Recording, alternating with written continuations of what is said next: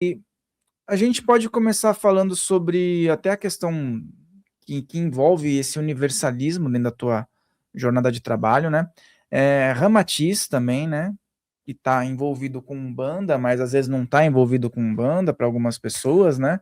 E o que diferencia isso em termos operacionais, né? Estar ou não estar envolvido de acordo com um ou com o outro, né? Posso responder? Claro. Então, na verdade, Ramatiz, ele, na minha história, aparece lá pelos 17, 18 anos. Eu comecei em terreiro de Umbanda aos 17 anos de idade. Até os 15 anos eu era coordenador de grupo de jovens em igreja católica. E li a Bíblia algumas vezes. Chegou até a passar um pensamento assim louco na minha cabeça uma vez de ser padre. Ainda bem que abri mão disso, tá? Não, nada contra os padres. Só que não era o meu caminho, não era o que seria. Aos 17 fui parar no terreiro de Umbanda e ali começou-se a responder a minhas dúvidas internas, né? Eu digo que eu tive uma sorte, apesar que eu não acredito em sorte como as pessoas acreditam, eu não acredito em acaso. Primeiro que era um noivo de uma sobrinha minha, ele trabalhava na editora Pensamento, e ele deu vários livros de presente. Um deles, esse autor está vivíssimo até hoje, Túlio Alves Ferreira, autor do livro Casos Verídicos e Fenômenos de Umbanda. Ele era ateu, de ateu se tornou chefe de terreiro e se formou em psicologia. E hoje o Túlio acho que está com 82 para 83 anos. Tá? Já fiz umas 2 entrevistas com ele, gente finíssima. Então esse foi um dos caminhos. O outro foi que eu comecei a estudar tudo que aparecia, desde a parte do espiritismo kardecista e tudo que se publicava de Umbanda eu comprava. Eu gastava o restinho do dinheirinho que tinha, era só livro. Eu teve uma época da minha vida que eu chegava a ler um livro por dia. Então era essa a pegada. Aí um tempo eu fiz assinatura do Clube do Livro Espírita da Federação Espírita de São Paulo. Qual foi a vantagem disso? Eu lia o livro do mês, independente do assunto que fosse ele, eu ia ler. Então ali fui estudando magnetismo, hipnose, tudo junto. Ramatiz, ele aparece com o livro, principalmente o livro Fisiologia da Alma, primeiro, que fala muito sobre as nossas questões da fisiologia espiritual agindo no corpo físico, origem das doenças, e Magia de Redenção, que falava muito a minha aula.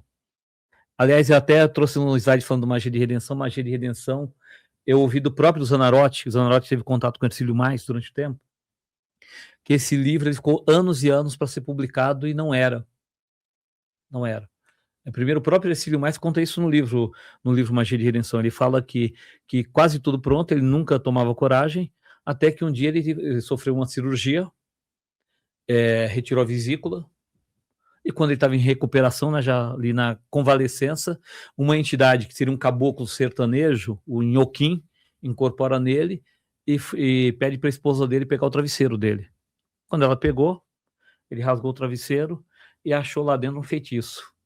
Tinha uma flâmula, tinha um corte de tecido ali representando o fígado, e algumas cruzes, que seria justamente o lugar da vesícula, que foi o trabalho de corte que foi feito com ele para retirada da vesícula. Aí a esposa dele começou a se lamentar, dizendo que Ramatiz, o grupo espiritual, tinha abandonado o médium, né? E aí como que é o nome dele? O Nhoquim, ele responde, ele fala, não, nós não abandonamos. Antes de encarnar, ele assumiu com a gente um compromisso de desvendar aí na Terra esse negócio do feitiço. Só que aí ele ficou com medo e não levava adiante o compromisso que ele assumiu. E aí vem a fala do próprio Ercílio Mais, ele fala, e a partir desse momento, eu não posso enumerar quantos benefícios eu já tive por conta daquele feitiço. Então esse livro Magia de Redenção, ele é ótimo, e aliás ele foi inclusive a gota d'água para eu parar de comer carne, tá? Eu já vi numa transição de 3 anos, quando chegou nesse livro e mais um evento que aconteceu para mim, no momento que eu comia uma coxinha de frango, nunca mais comi carne. Esse é o primeiro ponto. Uma outra coisa que acontecia ali é que tinha muitas coisas que eu comentava com um irmão meu que faleceu em 2010, que também era da Umbanda, eu falava, olha, essas coisas que ele fala aqui, a gente aprendia na escola no plano espiritual. Eu tinha aquela nítida sensação de ter ouvido, que eu chamava algumas coisas com nome diferente do que o Ramatiz chamava. Ele fala do endereço vibratório, que são as peças, o que você utiliza para encaminhar o processo de magia. Na radiestesia é chamado de testemunho. Eu falei, olha, é igualzinho as coisas que eu falava. Então, houve esse casamento. Essa é a primeira. E eu recebi algumas psicografias no finalzinho da década de 80, comecinho de 90 de Ramatiz. Uma delas eu tenho até um dos slides aí no finzinho. Dá até para fazer um teste de carbono 14, né? Que o papel era amarelado, né? Para ver que não é recente, não é de computador. Mas onde ele já falava da ideia de escrever uma obra sobre Umbanda. E na época eu questionava se isso era conveniente ser feito através de um médio de Umbanda, né? Se não haveria críticas por isso. E depois, anos na frente, apareceram as obras do Norberto Peixoto, né? É muito bacana também. E a gente vai colocar, pessoal, daqui a pouco, enquanto ele for falando, você vai dando a letra para nós. Precisa passar o slide, daí o Mihael coloca lá, para o pessoal poder ver as ilustrações, né? E aí, dentro desse trabalho, por exemplo, então, já que a gente começou a falar sobre Ramatiz, né? É uma figura muito própria, e eu vejo que, assim, existe muito debate, né, em relação a ele, assim como também existem debates em relação a linhas de trabalho espiritual, tipo orixás, os agrupamentos, as falanges, os guias, né? Como é que eles se encaixam, né? E muitas vezes, o que eu vejo? Que em certos lugares as pessoas não sabem onde encaixar Ramatiz. Né? As pessoas, onde é que eu coloco o Ramatiz? Mas ele tá, o clarividente está vendo, não é o próprio, mas tem uma linha de trabalho ali que envolve ele. E aí tem outros lugares que nem sequer aceitam, né? Tipo, que exista essa egrégora, vamos dizer assim. Mas ela é uma egrégora que eu vejo presente, não só na Umbanda, mas em várias vertentes. Vários médiums de várias vertentes diferentes aderem ao trabalho de Ramatiz. Que é universalismo puro, né? O que sempre me encantou em Ramatiz foi o universalismo. Não tem que ninguém ficar fiscalizando ninguém. Cada um tem o seu caminho. Até a revelação de reencarnações de Ramatiz, que Hercílio Mais falava da última encarnação em 993 na Indochina. Roger Ferrodi, que é uma das linhas de Umbanda esotérica. Ferrodi, ele tem um livro chamado Hayawata, que teria sido a última encarnação física de Ramatiz, na Federação Iroquesa. Um dia eu questionei o Sidney Carvalho. Sidney Carvalho, ele era presidente de um centro espírita aqui em Hermelino Matarazzo e tinha programas na Rádio Boa Nova, né? Rádio Boa Nova, do grupo André Luiz, e eu participei de alguns programas de TV dele. E um dia, eu conversando com ele a respeito, eu falei, o que você acha daquela encarnação de Ramatiz com Hayawata? Ele falou, olha, era ele mesmo. Eu falei, como é que você sabe? Eu vi isso num transe. Falei, posso te perguntar que tipo de transe? Ele falou, num transe xamânico. E eu falei, bom, estou te perguntando porque já vi algo semelhante também. Hayawata era conhecido como a grande águia.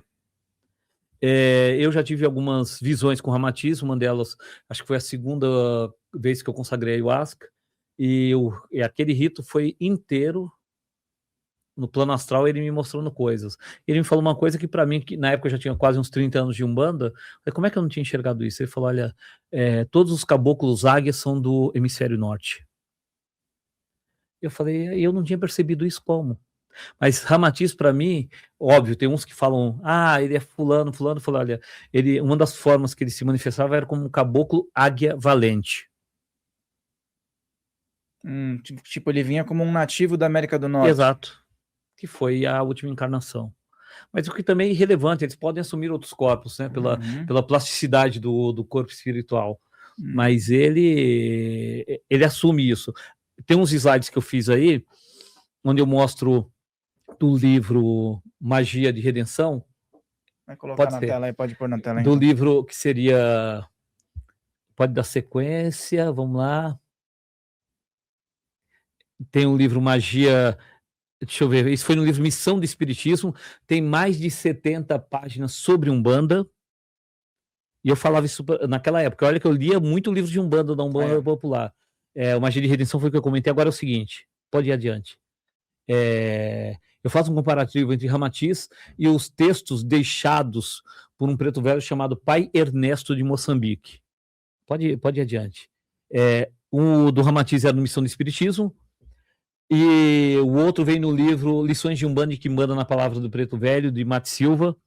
E o Mate Silva, ele contava as histórias do Pai Guiné, que essas lições eram dadas pelo Preto Velho Pai Guiné de Angola, conceitos da lei de Pemba, sobre os pontos riscados e outros. E aí, quando um dirigente do centro lá do Rio de Janeiro, que era da Tenda Estrela do Mar, o capitão Benedito Lauro, viu os textos, ele falou, nossa, isso se assemelha muito aos textos que eu recebi do médium tal, do Preto Velho Pai Ernesto de Moçambique, em 1952, 4 anos antes da primeira publicação do livro Umbanda de Todos Nós. E aí, só que ficava só na conversa, ele não sabia. Ele ouvia o cara relatar, mas o cara falava, eu perdi o caderno com as anotações, eu fazia perguntas para Ernesto, e era um médium, segundo ele, semi-alfabetizado. Passou 30 e tantos anos. Aí um dia, um médium da corrente do Mate Silva, que agora, por coincidência, atualmente eu tenho contato com ele, que faz parte de um grupo que a gente participa, né? um grupo de pessoas de Umbanda esotérica. Ele, fazendo uma limpeza na casa lá do Capitão Lauro, achou um caderninho velho. Era justamente o caderno que tinha as perguntas e respostas do Pai Ernesto. Coloca pra gente o seguinte, veja, o que tem em vermelho aí é o que é diferente. Então, Ramatiz, esse livro de Ramatiz foi trazido a público, se não me engano, em 1967 foi psicografado e em 74 foi publicado. O outro foi em 52. Pelo menos 25 anos de diferença. Para o médium de Ramatiz ter acesso aos textos de Pai Ernesto, que são quase ipsis literis, ele teria que ter tido acesso a isso por clarividência viajoura. E para isso também ele teria que saber onde estava, né? Exatamente. Não dava para acontecer desse jeito. Só que é falado tão igualzinho, você só troca, se você pegar coisinhas pequenas, ó, em consequência, a produção dos filhos de terreiro é constituída por verdadeiras tropas de choques. Por isso, ou seja, o em consequência de um, o outro é só o por isso. Comandadas pelos experimentados orixás, sob o comando de chefes experientes e decididos. Só não colocou orixás ali. Então, eu fiz essa questão porque quando eu estava lendo, quando saiu essa edição do Lições de Umbanda e Quimbanda, com esses trechos, né? Eu olhei e falei, pera, eu já li isso em algum lugar. Não tinha esse texto, mas já li isso em algum lugar. Aí eu lembrei, falei, foi no livro do Ramatiz, foi no Missão de Espiritismo. E aí catei porque eu tinha grifado, né, com marca-texto, e comecei a olhar. Eu via que eram parágrafos inteiros. Tem mais slides. Agora já nem vejo quase. A defesa do médium reside quase exclusivamente na sua conduta moral e elevação de pensamentos. Aí ele fala: a defesa do médium kardecista reside quase que exclusivamente na sua conduta moral, tá. Então veja, ele fala a mesma coisa. Veja que mudam 2 palavras. No segundo parágrafo muda uma palavra. Ele fala de desencarnados, o outro fala de espíritos. Então parece que ele captou em bloco. Aí eu comecei a pensar na época, falei, poxa, será que Ramatiz seria o Pai Ernesto? Ou não precisam ser também. A fonte veio do mesmo lugar. Pegou-se o mesmo, aquela ideia tipo. Se a gente for pegar Platão, fala do topos noetos, o mundo das ideias, né? Onde existem modelos pré-existentes, onde existem ideias tipo, e que a gente vai ter que beber de tudo isso. Mas coloca mais um slide pra gente. Ele fala aí do quê? Os pontos riscados, essa é a parte interessante. Os pontos riscados são verdadeiros códigos registrados na confraria de Umbanda, sediado no mundo espiritual. Eles identificam poderes, responsabilidades de espíritos, tipos de atividades e de vínculos iniciáticos da falange. Veja que o Pai Ernesto fala de vícios iniciáticos da falange. Se a gente considerar que o Pai Ernesto, esses trechos eram anotados por escrito pelo Capitão Lauro, talvez o Preto Velho tenha falado vínculos e ele anotado vício. Mas eu também não vejo muita diferença de vínculo para vício. Porque o vício é algo que você está acostumado, não está falando de um vício físico como um hábito ruim. Está falando de vícios iniciáticos, coisas que você faz sistematicamente que geram a sua característica. São idiosincrasias. Então, acaba tendo o mesmo sentido novamente.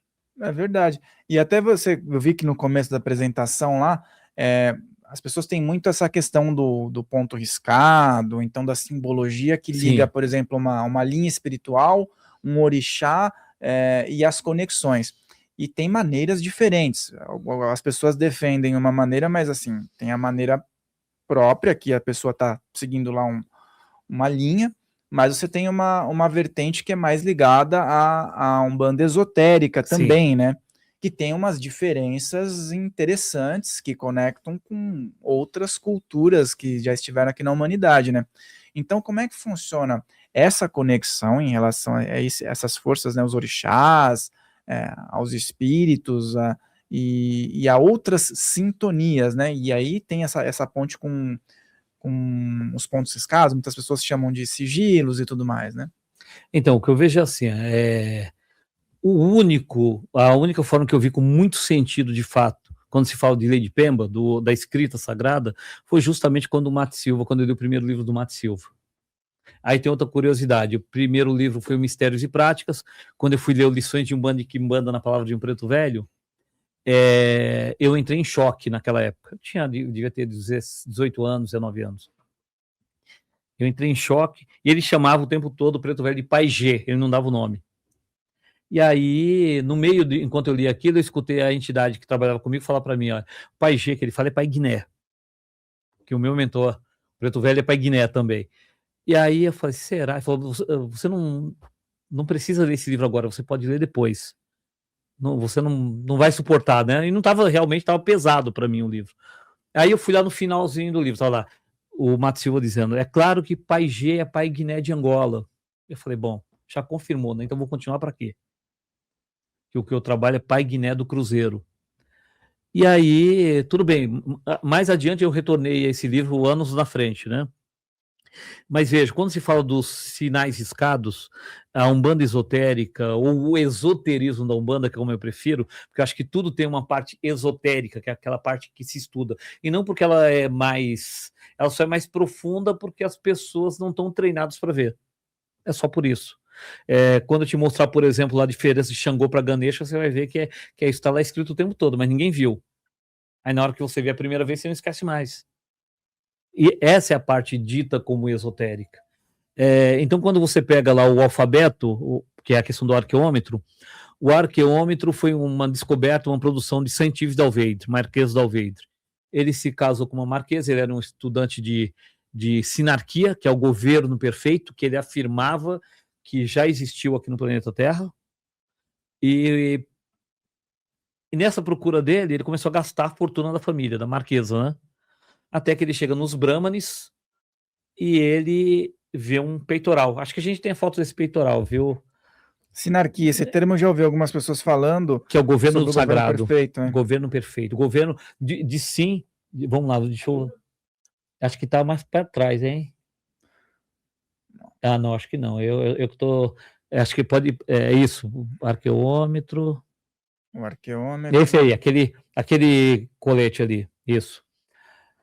Quando você pega. Ele viu esse peitoral junto aos Brahmanes e ele perguntou por que essas letras, que se você olhar as duas colunas, são 11 letras de um lado, 11 do outro, em aspectos masculinos e femininos. Essas letras não são o sânscrito. E a língua dos Brahmanes era o sânscrito. Ele vê que só tem 7 letrinhas em sânscrito na horizontal. Ele pergunta por que essas 22 letras? E aí os Brahmanes respondem para ele, isso é de um alfabeto antigo, o alfabeto mais antigo da humanidade, tão sagrado que só os mais altos Brahmanes conhecem. E uma outra coisa, uma curiosidade que está no livro Pemba, a Grafia Sagrada dos Orixás, do mestre Itaumã, que faleceu em 2018. Tive o prazer de conhecê-lo pessoalmente e trocar muitas ideias. Ele conta que na confraria dos Babalaôs, na África, também existia, entre a mais alta caça dos sacerdotes, dos Babalaôs, existia também a história sobre um alfabeto que era privativo dos babalaôs do mais altíssimo grau. De novo, a gente fala de um alfabeto que é pré-existente, que é anterior a todos esses. Se você estudar a questão linguística fonossemântica, você vai ver que muitas palavras que estão aqui no tupi, São as mesmas palavras que estão no Yorubá, são as mesmas palavras que estão lá na Índia. Por exemplo, vamos pegar um termo simples, babá ou baba. Entre os tupis é pai, entre os Yorubás é pai, entre os hindus, entre os indianos é pai também. Babaji é paizinho lá e é paizinho aqui também entre os tupis. Tanto que tem um mestre indiano chamado Babaji. Babaji. Então é a mesma palavra. Nós temos aqui Araxá, nós temos Orixá na África, e o significado mesmo. Temos Orixi entre os indianos. E se você pegar a palavra Rish, quer dizer sábio. O, se você pega o próprio Osho, você vai pegar de O, que é o círculo, é o envolvente, e o Sho. Osho é o mago dos viventes, é um mago. Se pegar na confraria dos Babalaôs, você tem o sacerdote de Ifá, que era chamado de Ifatosho. O sacerdote de Ifá que tem o Osho, que tem o poder mágico. Então era chamado, os mais altos sacerdotes, alguns eram denominados de Ifatoshogun, ou seja, o sacerdote de Ifá que traz poder mágico e é tipo um mestre de curas, que é o poder da cura, Ogum, que é a palavra Ogum, dependendo da pronúncia, ela vai ser ou orixá Ogum ou cura, técnicas de cura. E essas imagens também lembram um pouco o Egito, viu? Sim, mas a gente tem que lembrar que Egito é o quê? Norte da África, né? África. A palavra, o Egito, ele era chamado, só nos filmes de Hollywood, e aqui modernamente alguns filmezinhos feitos aqui no Brasil por algumas igrejas, que eu vou mostrar o pessoal tudo branquinho lá no Egito, porque Egito era a terra de Kemet. Kemet é a terra dos pretos. Então não dava para você colocar uma Cleópatra de pele branquinha. E também eles colocam o Egito como se tudo de ruim, né? Como se eles fossem os vilões, né? Não. Na verdade, o Egito ele foi um dos depositários, né, dessa ciência, através das várias ordens que tinham lá. Mas a mesma coisa que a gente vai encontrar no Egito, nós vamos encontrar também em África, lá na Nigéria, em outros países, vamos encontrar aqui na América do Sul. O conhecimento é o mesmo, o conhecimento é uno. A questão piramidal, né? É que a gente que tem essa mania de querer separar tudo, né? Esse fato que eu te falei do Orixi, por exemplo, Orixá, se você pegar a palavra Xangô, Xangô significa o Senhor do Fogo Sagrado, Senhor do Fogo Oculto. Se você vai aqui no Brasil mesmo, tem o Xingu, que quer dizer o quê?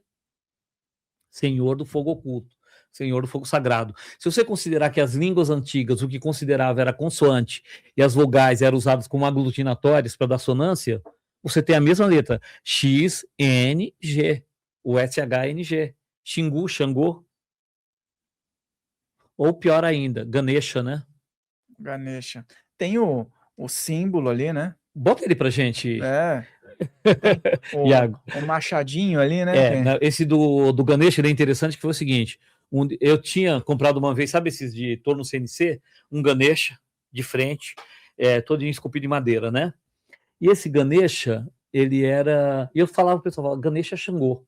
Mas era uma coisa intuitiva, eu não conseguia dizer por quê, Ganesha Xangô. Até que um dia, eu estava num pós-ritual de ayahuasca, na hora que eu tô assim, voltando, tipo, aterrissando, né? Eu vi as letras, meio tipo aquele filme Minority Report, se misturando no ar e fazendo a posição que acho que você tem aí o slide das letras, acho que é anterior a esse, isso, esse aí mesmo. Olha lá. Se você considerar que as vogais eram aglutinatórias, você tem G, N, S, H. Se inverter, tem Xangô. É a mesma palavra, só invertida. Vai um slide para frente, por favor. Agora nós temos aí, essa é uma das imagens que eu mais gosto de Ganesha.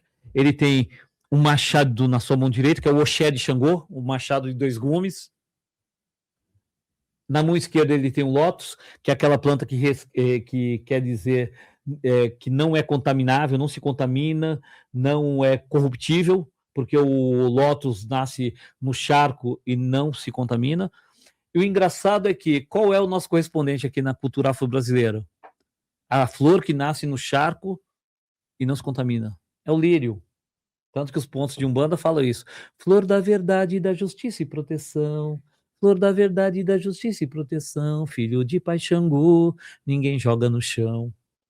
Então, é a mesma coisa. Na outra mão, a puja, ou seja, as oferendas, e a outra mão abençoando. É muito interessante para quem está assistindo e às vezes não teve a oportunidade de fazer uma análise conjunta, né?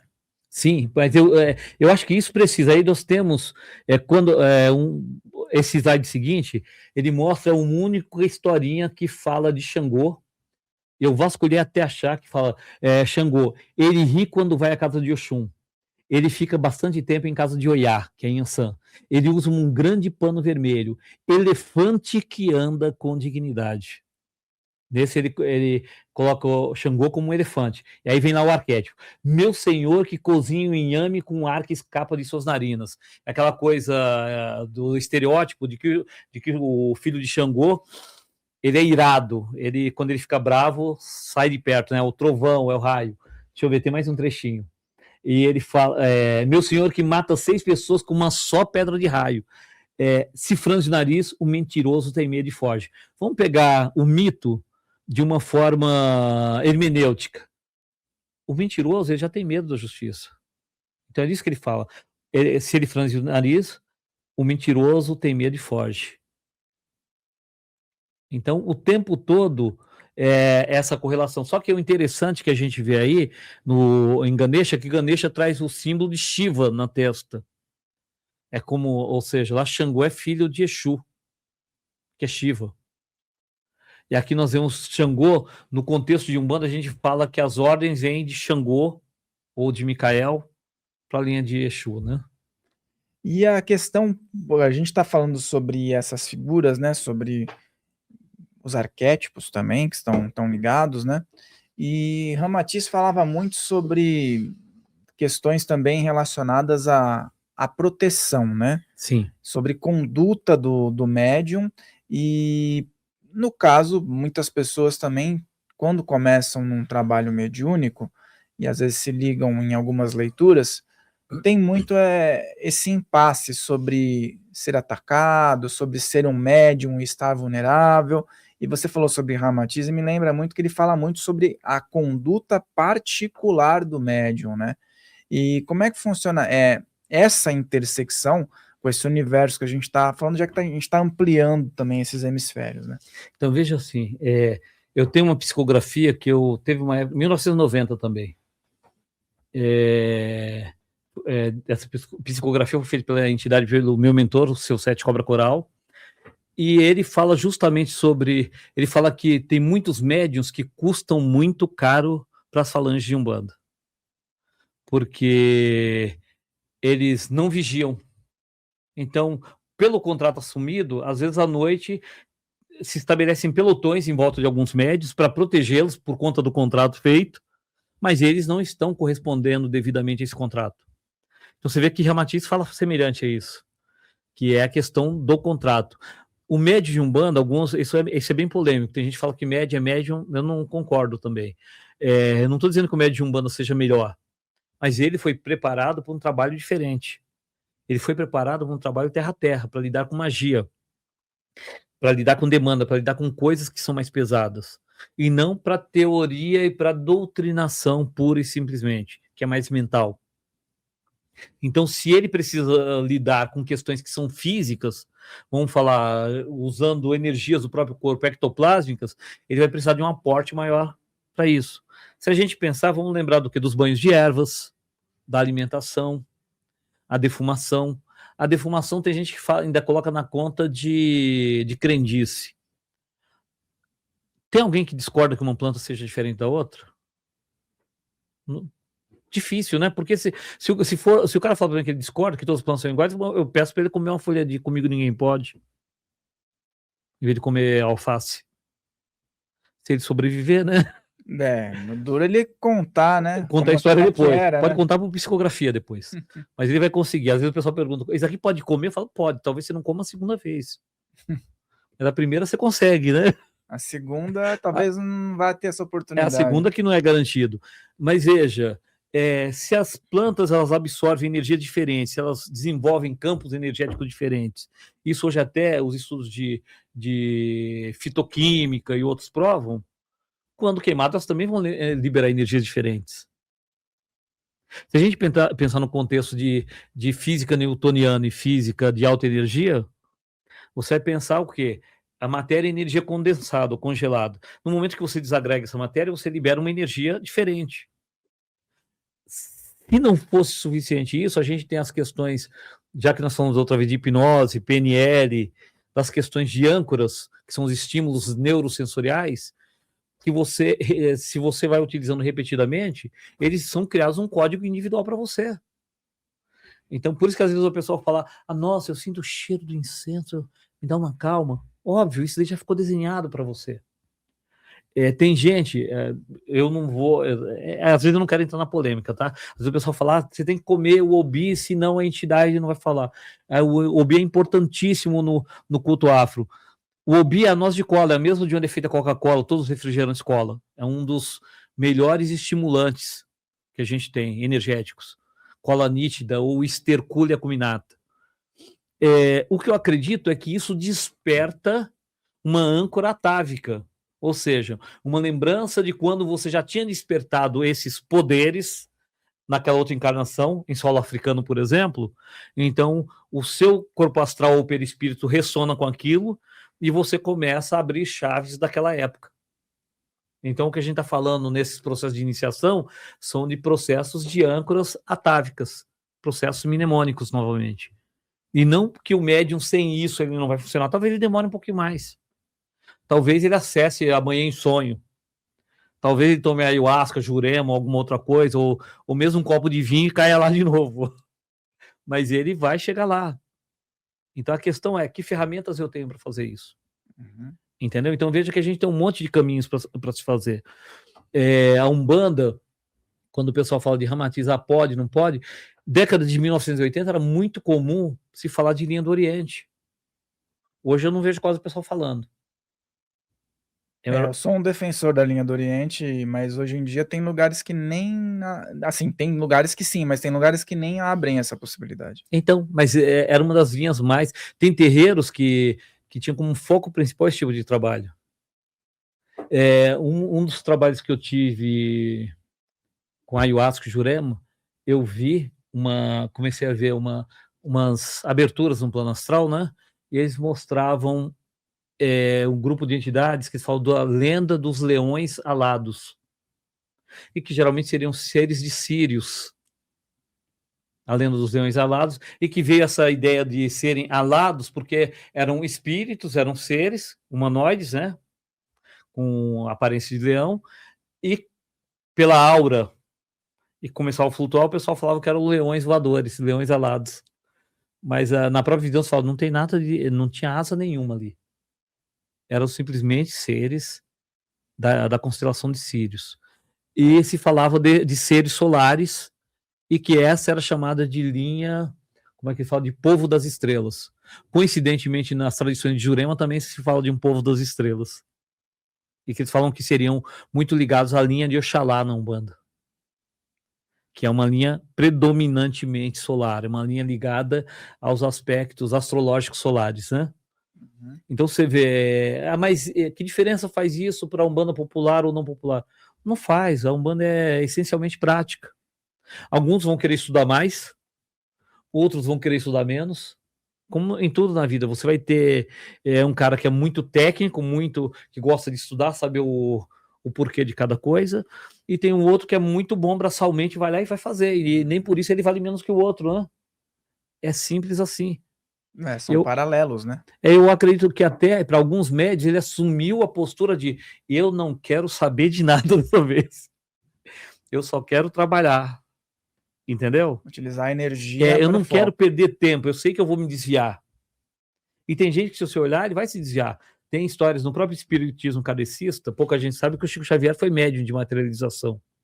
O próprio Ranieri, Rafael Américo Ranieri, né, que era delegado e foi parceiro do Chico Xavier um monte de tempo, ele escreveu livros a respeito. Ele conta de quando o Chico Xavier, um dia, numa dessas sessões, o Emmanuel se materializa e fala, eu não quero o Chico fazendo materialização. Esse não é o trabalho dele. Essa não é a missão dele, não foi isso que nós combinamos. Quer dizer, o Chico poderia mudar? Poderia. Pelo menos é o que eu acredito, tá? Uhum. Mas não era a missão que ele tinha assumido no plano espiritual.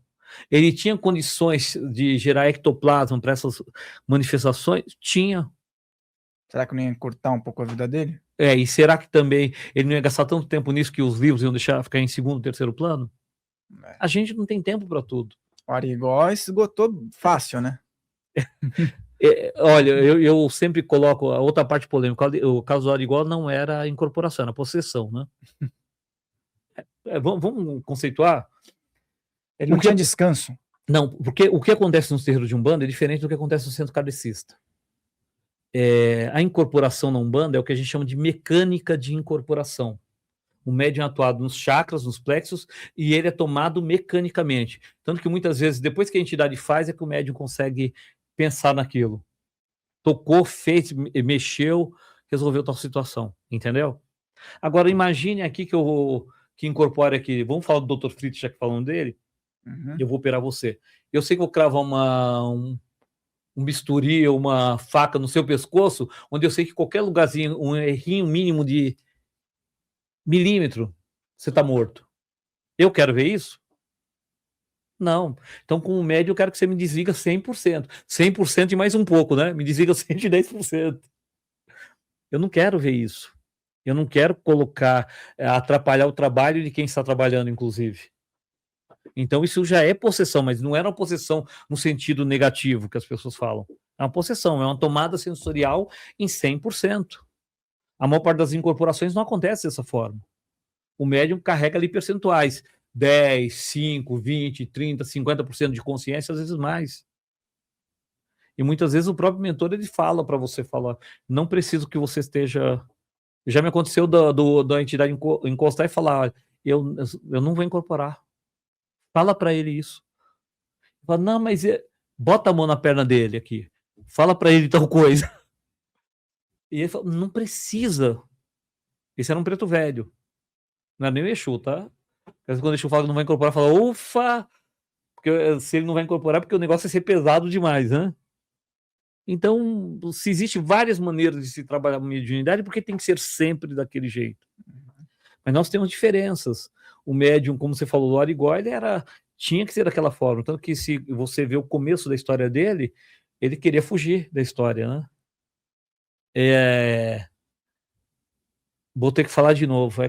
Na verdade, o movimento espírita aceita Zé Arigó, mas Zé Arigó, a rigor, ele não era espírita no começo. Tanto que todo o trabalho dele é feito com um crucifixo na mão, tudo que o espiritismo sempre abominou e falou mal dos terreiros de Umbanda e de outros.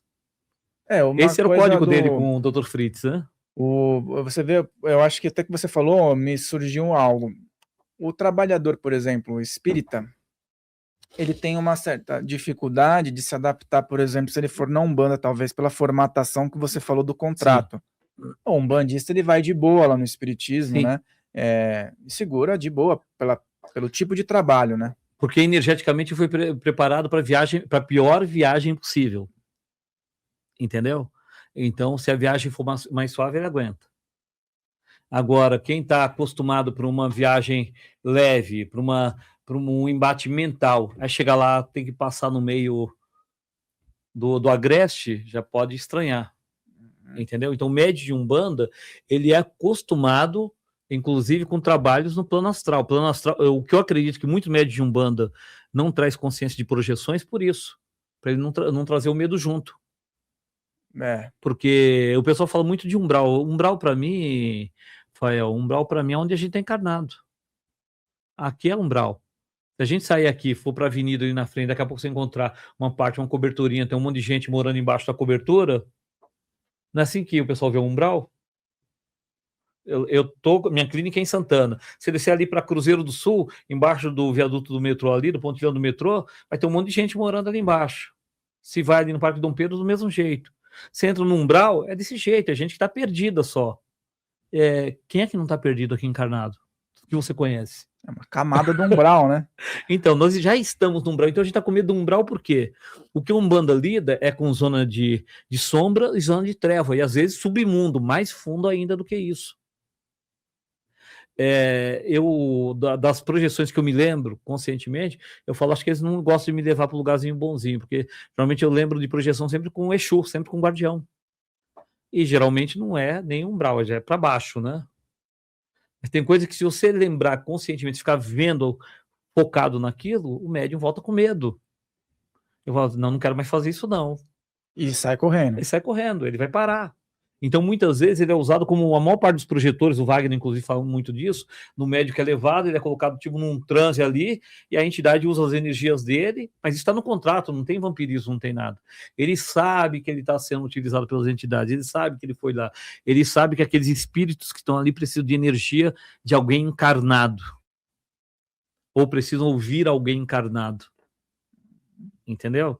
Mas ele já assumiu isso antes dele encarnar. Então é tudo combinado. E como a gente diz, o combinado não é caro, né? Eu falo, eu estudei o espiritismo, frequento, gosto, tenho muitos amigos, e é muito bacana, mas existem pessoas que às vezes estão dentro do espiritismo, ou de algumas vertentes, por exemplo, que não usa um elemento, não usa a cabalá no meio, ponto riscado, uma âncora, um cristal, esses processos ritualísticos que você falou, que são o base forte de um trabalho de umbanda, de um trabalho xamânico, muitas vezes, né? E eles dizem que não há necessidade, mas não há necessidade a depender do tipo de trabalho que está sendo feito, né? Então esse que é o ponto que às vezes entra em discórdia as pessoas, né? Então, e não há necessidade para quem? Se você deu a tarefa para mim, quem escolhe a ferramenta sou eu. Não é isso? É isso mesmo. Não era assim que o pessoal fazia nos duelos? Escolhe as armas? Então você vem aqui e me dá uma tarefa. Você fala para mim, a tarefa, Valdeci, é subir no alto daquele morro. Se tiver um teleférico, fala, opa, vou de bondinho, né? Se não tiver, dá para subir com um Jeep aí, um 4x4? Não dá. Vai ter que ser a pé. Se eu não puder ir correndo, eu vou andando. Se eu não puder ir andando, eu vou rastejando. E nenhuma dessas escolhas é humilhante. Você recebeu a missão de chegar no alto da montanha, só isso. Exato. Então vai lá e chega, vai do jeito que você pode, arrastando, correndo, pendurado na traseira do Jeep, ou dirigindo o Jeep, ou no teleférico, mas cada um vai escolher. Ou vai ter o crédito para isso. Você não vai ter crédito para ter teleférico. Tá, e o que eu vou ter? Eu tenho um crédito, pelo menos umas 2 botinhas de solado mais grosso, dá? Se tiver, me dá elas que eu vou subir. Não vou subir tão rápido quanto fulano que vai no teleférico, mas eu vou subir. Só que ele também não vai encontrar as pessoas que eu encontro por baixo, né? Ele tem uma visão lá por cima. Então, a gente falar de querer julgar o caminho do outro, isso é mania que o ser humano tem. De querer achar que o seu sempre é o melhor, né? Que a gente fala, nossa, hipocrisia é assim. Geralmente a gente fala que o gramado do vizinho é sempre mais verde. Mas no contrário, a maior parte pensa justamente o contrário, né? Pensa que o seu é o melhor. Se supervaloriza, né? Se supervaloriza. Mas você sabe que, assim, não vou citar nome da instituição, nada, mas sabe que eu já conheci pessoas que conheciam os bastidores de uma certa instituição religiosa, dessas que hostiliza o trabalho de umbanda, que hostiliza a espiritualidade no geral. Ele disse o seguinte, que os altos lá, escalões dessa instituição, falavam lá e tudo mais, só que abaixo dos templos haviam assentamentos vibratórios, porque eles tinham o conhecimento. Eu acho que você sei de quem que você está falando, mas não vou falar também. Não pode falar, fica no. Deixa assim, não trabalhe com nomes, como diz o amigo meu. Não dá para trabalhar com nomes, mas você já ouviu essa história também? Que tem as tronqueiras lá. Então. Tem as tronqueiras. Que, aliás, é uma coisa interessante, né? Nos meus estudos, nos últimos anos, eu tenho estudado muito o culto de Jurema sagrado. E é uma coisa interessante. A palavra tronqueira, que se usa muito nos terreiros de Umbanda, não vem da ideia de porque recebe pancada. Tronqueira é porque os assentamentos feitos nos cultos de Jurema são com troncos.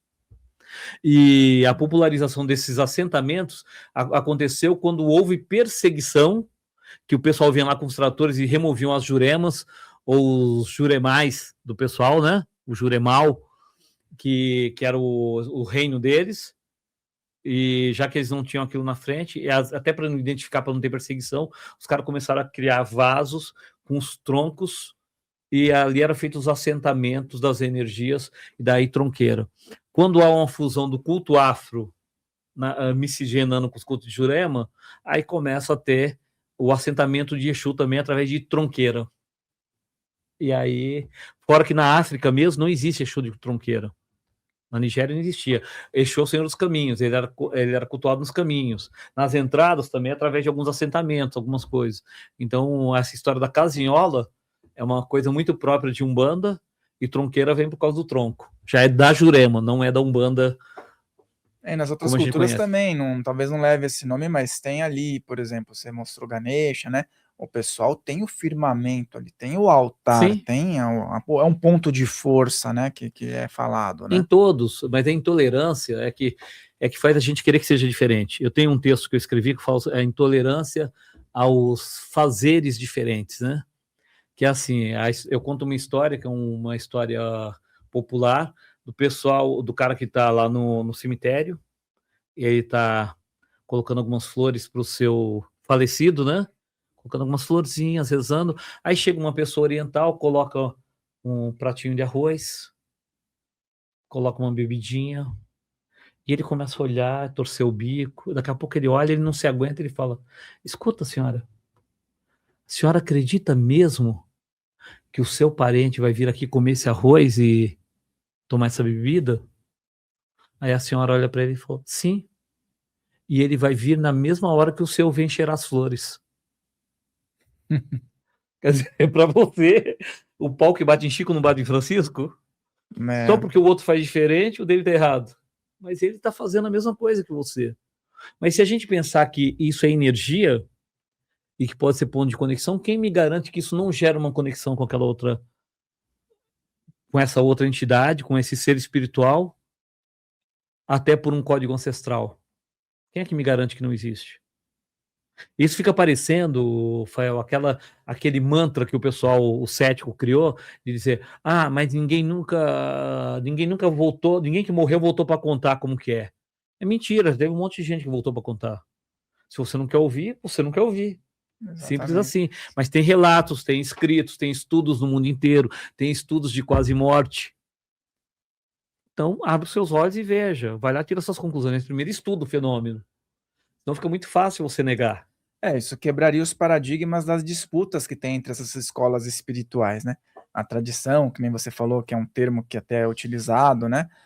Muitas vezes existe espiritualidade, mas existe o conflito de ideias, né? E aí acaba, por exemplo, indo por terra, quando você faz um estudo que mostra certos sincretismos, que muitas vezes as pessoas acabam demonizando por falta de ir atrás de uma pesquisa mais aprofundada, né?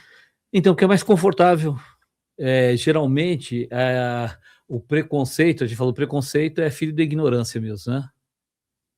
Então, se o cara começar a estudar, ele vai parar de ter preconceito. Você tem preconceito contra o povo oriental, vai lá e convive com eles, você vai parar de ter. Tem preconceito contra os indígenas, vai lá que daqui a pouco você está respeitando os caras. Então, por ignorar, você é preconceituoso. No momento que você entra lá, você começa a entender o que acontece.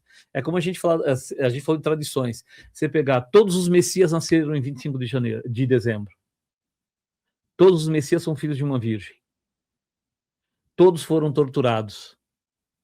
Todos tiveram nascimento mostrado, apontado por uma luz.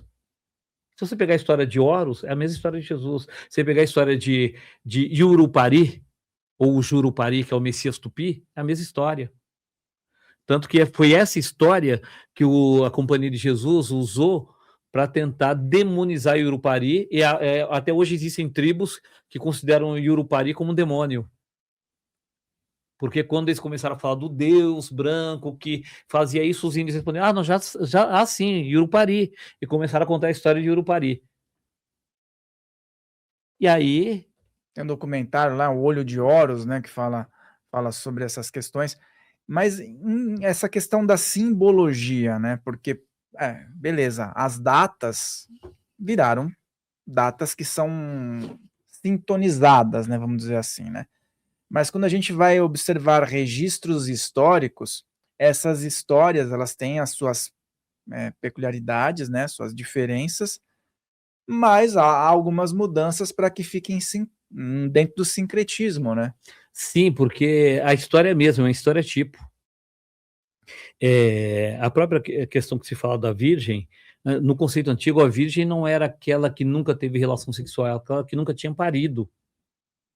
Então, a mãe de um primogênito era sempre virgem, que era o primeiro filho que ela tinha.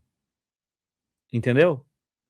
Então, esse era o filho primogênito. Siddhartha Gautama. É a própria história não é só o cristianismo, que é se você pegar a história de Buda, quando pegam a lenda de Buda lá do Shakyamunis, de que até os 29 anos, que ele nunca tinha saído sozinho, que o pai sempre preparava tudo para que, subornava o guarda ou lá dava ordem para que o cara preparasse o caminho para ele encontrar beleza, até um dia que ele resolve sair sozinho, ele dribla o guarda ou suborna, faz qualquer coisa, ele se defronta com as 4 realidades.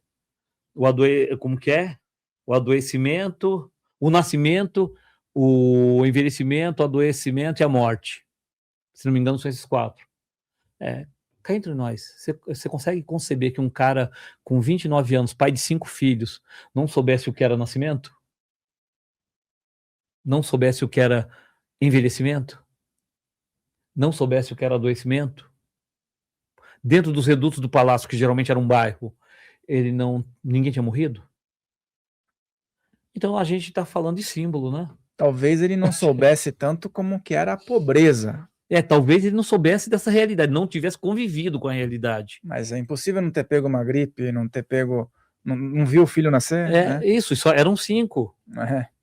Então a gente está falando de códigos. O próprio nascimento de Buda, esotericamente, se fala que o nascimento dele tinha sido anunciado e que os 4 cavaleiros Kumbandas, Umbanda, haviam presenciado o seu nascimento. O cavaleiro do norte, do sul, do leste e do oeste. Os 4 elementos. Umbanda, a letra K no tupi, a letra K na escrita pré-histórica brasileira, é uma letra de alto poder, de alta dignificação, que é a letra dos Caraíbas, que eram os grandes e velhos pajés, que era acima dos pajés das tribos, entendeu? Então, esse K mostra que isso eram entidades de alta elevação espiritual, os cavaleiros com banda, o Senhor do Norte, o Senhor do Sul, o Senhor do Leste e o Senhor do Oeste. Eram eles que anunciavam o nascimento de Siddhartha. Então você vê que a mesma história tem em todas as histórias. É uma cruz, né? Norte, Sul, Leste e Oeste. E você começou a falar desse sincretismo, esse sincretismo que ficou oculto, né? Tem a Kabbalah também, as simbologias. Você falou sobre o Mate Silva, que tem em uma das obras, eu acho que é a Umbanda de Todos Nós. Essa foi a primeira. Que ele fala do Aum Bandan, né? Isso. A gente tem slides mostrando. Tem slides? Vamos dar uma olhadinha? Tá bem no comecinho. Que ele fala da ligação também com o Egito, com o Om, né? O Aum, que é o mesmo, se pegasse nos outros idiomas, né? No hebraico, você conseguiria mostrar isso, as primeiras letras. Acho que tem um anterior a esse, não tem? Vamos lá, então eu que errei isso aí. Pode ser ali mesmo. Então você vê o Aum, que é esse círculo, o Ban, que é o tracejado, e o traço com mais o ângulo, o Da. Quer ver? Daria o Osh. Pode ir adiante. Novamente uma definição onde se mostra cada um deles, né? O primeiro lá, o sinal, o A1, o traço, o ponto. Tá tranquilo aqui, dá para ver. O D e o A. Ok? Então, o Umbanda seria o A1 é divino, o Ban é conjunto ou sistema, e o Da é lei ou regra. A Umbandan ou a Umbandá, se você olhar, dizem que o Caboclo das Sete Encruzilhadas, nas primeiras vezes, quando perguntaram o nome do culto, ele falou Alabanda, que hoje já se cogita que esse Alabanda era por conta de Orixá Malé, que viria anos depois, que integrava a falange, né, príncipe malaio. Que era um príncipe malaio, e essa era uma homenagem dele a isso. Curiosamente, eu já vi, anos atrás, vídeos onde evangélicos entravam no fenômeno de falar línguas estranhas, ficavam girando como os derviches e falando alabanda, alabanda, alabanda, alabanda. Será que eles sabiam o que estavam falando? Pode continuar mais um slide, Iago. E aí nós temos a Umbanda, ou Umbandan, que dá o Osh, que daria o círculo cruzado. Quem conhece esse símbolo de baixo, que está lá naquele peitoral, que a gente chama de círculo cruzado, vai ver que ele é semelhante ao caminho ao símbolo do caminho vermelho. Xamânico. É o mesmo símbolo. Cadê? Tem algum lugar aqui, algum lugar aqui na sala ele tá. Eu pensei que estava ali, mas não tá. Tá representado por uma pena. Isso. É o símbolo do caminho vermelho. Eu tenho aqui no perfil de um colega, no WhatsApp. Aí pode ir para o seguinte que você vai ver. Novamente, isso nós temos o símbolo unitário ali, o círculo, o triângulo e a cruz. Engraçado, o Ramatiz é o quê? Fraternidade do Triângulo e da Cruz. Da cruz, é. E ali você tem o círculo que vira o O, a cruz que vira o X e o triângulo, as três hastes que formam o Y. Então, isso a gente chama de autologia, são termos autológicos. Do primeiro símbolo surge o Osh, que é o mesmo nome de Jesus, e sai Oxalá, Ogum, Oxóssi, o X, o Xangô, o Y, Iemanjá, Iori e Orimá. E esses dois últimos, que eu acho que a maioria brigam por ele, brigam por ele. Vamos falar deles aí. Então, nós vamos chegar mais adiante nele. Pode passar mais alguns slides, deixa que dá para chegar mais algumas coisas. Já tem. Deixa eu mostrar mais um pouquinho, já que a gente está falando de cabala arqueométrica. Se você pegar aqui o O, ele poderia ser U ou V, o X é o mesmo SH, e fizer uma inversão, você tem Shiva. Então, o mesmo nome Osh, nós temos Shiva. Pode ir adiante. Se você acrescentar de inverter o Shiva, pode ser, nós temos Ishva e o RA no final, Ra, que é rei ou reinante. Então, se Ishva ou Shiva ou Osh é Cristo, com Ra é o Cristo rei. Então, uma das vezes no ritual de ayahuasca, eu não estava nem pensando sobre isso, tá? Para não dizer que é premeditado.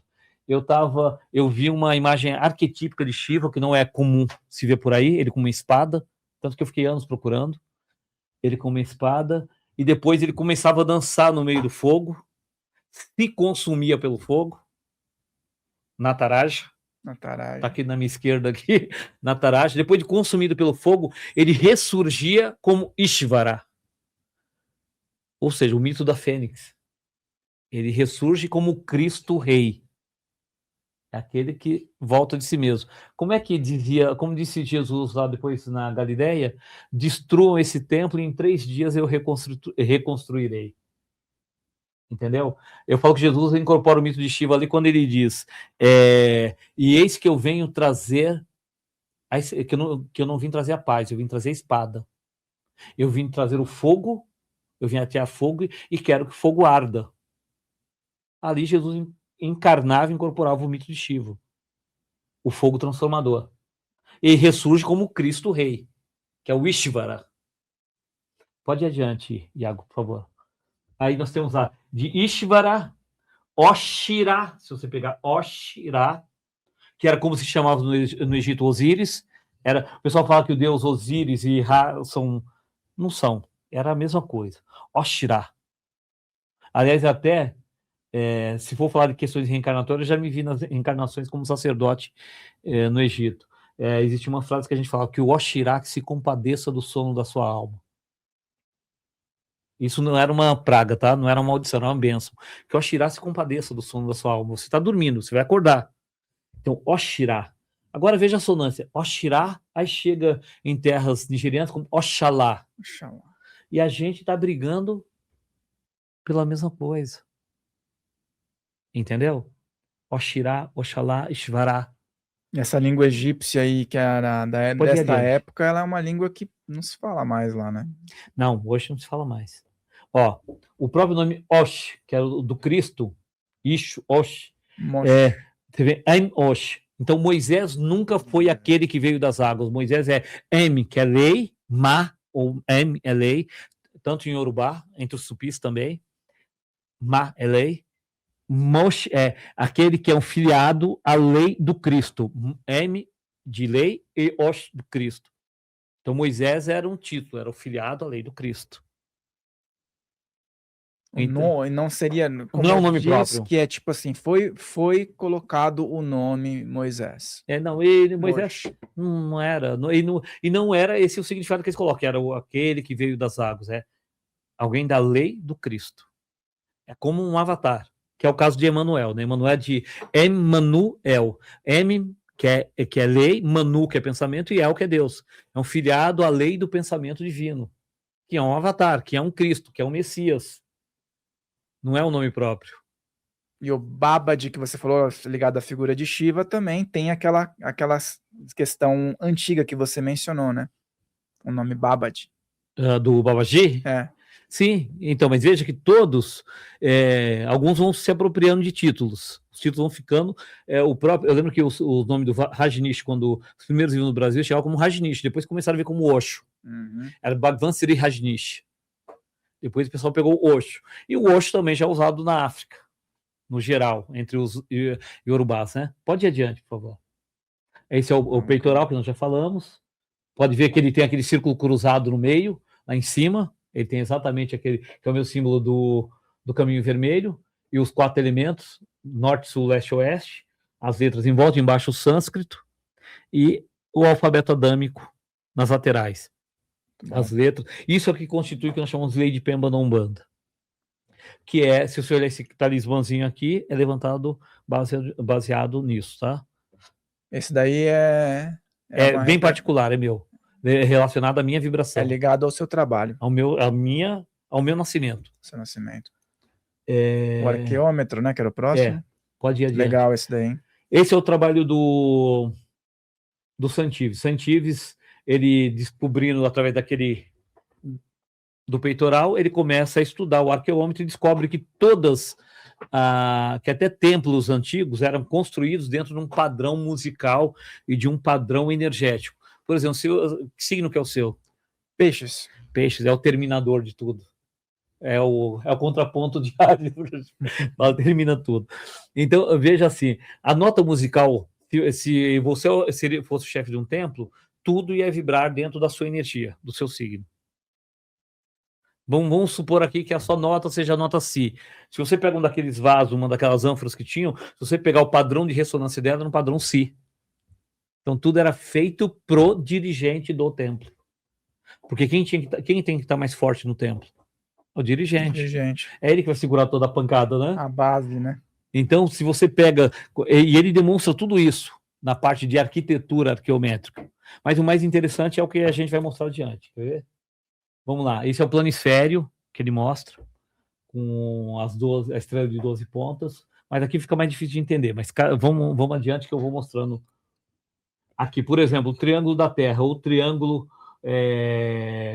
do verbo, Ifo, ou, se você lembra de Ifá? Ifá. O verbo. Forri, o criador do I Ching, é só inverter, Forri. Osh, Ishu, Shiva.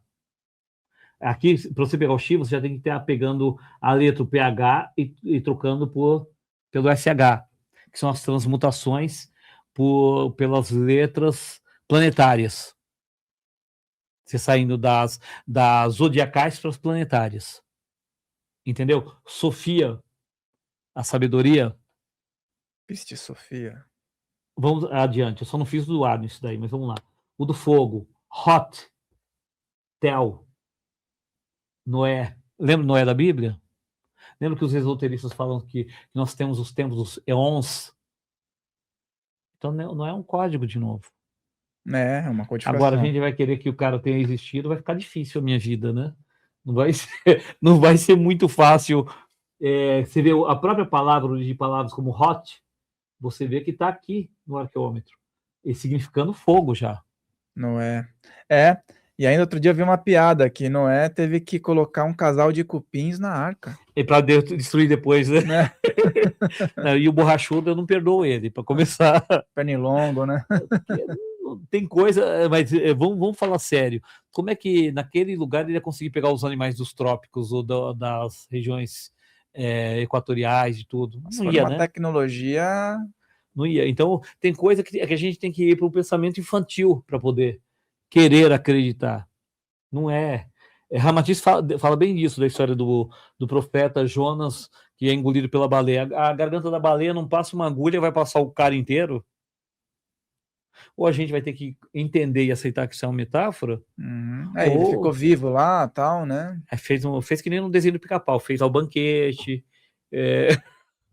Aí na hora que ele botou a pimenta do reino, a baleia jogou ele para fora. Bora adiante. Água, o triângulo da água. Murá ou Mariá. Brahma, Abraham. Abraham. Ou Ibrahim, poderia ser também. Ou seja, as culturas abrâmicas ou bramânicas. Porque Abraão diz que é o início de um Sim. segmento, né? Se a gente fosse discutir Bíblia aqui, dá 2 podcasts diretos, só para você ver a ideia da questão da Bíblia. Você sai desde Abraão, quando leva o filho para fazer o sacrifício. Primeiro que eu falo que matam Deus no primeiro capítulo, no Gênesis. Depois continuam matando ele, não sei como. Você pegar o Abraão, aí depois o próprio Abraão, que ele já perde, Deus já perde a onisciência, porque ele não sabia se Abraão seria fiel. Porque ele está testando, se está testando, você não sabe. Mas é na hora que ele vê que Abraão vai ser fiel, aí ele se compadece e faz surgir um cordeiro, para que ele imolasse o cordeiro e não o próprio filho. Ué, ele aceitou o sacrifício do carneiro. Vocês estão criticando, então, o pessoal do candomblé ou de outros cultos, por quê? O Abraão tava. Abraão podia... O Abraão tava conversando com Deus, quem? era com Deus. Aqui, quando o pessoal vai para Exu, é porque é para o outro. Então, fora Elias, né? Ou João Batista, na sua encarnação como Elias, que com o sacerdote de Baal, que ele manda degolar todos os sacerdotes, entre outras coisas. Vamos no próximo. Do ar, pode passar direto, porque esse foi o que eu falei, que eu não parei para as correlações, magia de redenção. Vamos adiante. Passam todos eles, aí eu vou fazer umas correlações. Esse é o alfabeto adâmico. Eu mostro ali algumas correlações dele com os números. Então, nós temos as dezenas, centenas de unidades, dezenas e centenas, desculpa.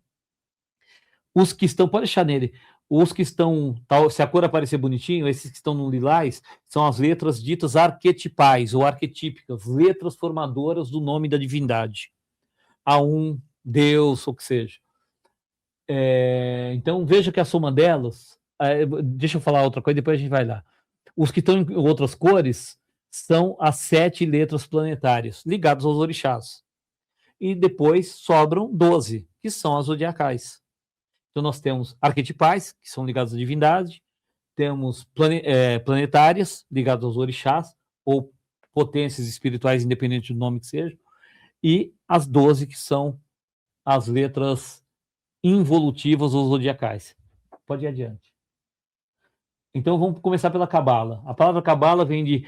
Se você olhar naquele mesmo alfabeto, você vai ver que o C é 20, o B é 2, e lá é El, Deus. C, B, L. 22, ou seja, a potência divina dos 22. São 22 letras lá, certo? Pode ir. As 3 letras arquetípicas, ou arquetipais. A, S, T, H. Asté. Por exemplo, Axé. Axé. Então, se você somar elas de valores, 1,60 mais 400, vai dar 461. Se pegar os valores absolutos de cada unidade, você tem o 4 é D, o 6 é V e o A é 1. Você colocando, aglutinando uma vogal, temos Deva, a divindade.